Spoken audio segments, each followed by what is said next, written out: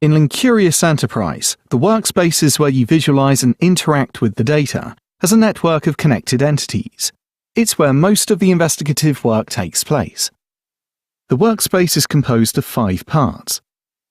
In the center, the canvas is the largest part of the screen. It's dedicated to the display and interaction with graph data.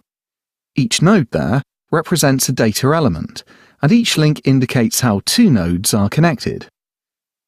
You can interact with them using the mouse. In the top center is the space to search for data. The search bar is always available there. Using it, you can search for nodes and edges in your database or in your current visualization.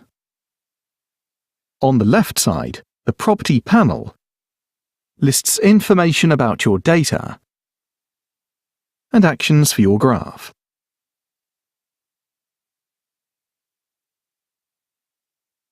In the top right corner, the brush icon opens the Design panel that contains the data styling features.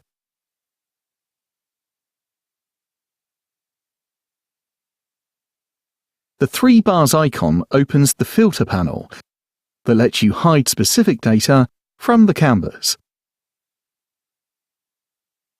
In the bottom right corner are the features related to the display of data, such as layouts.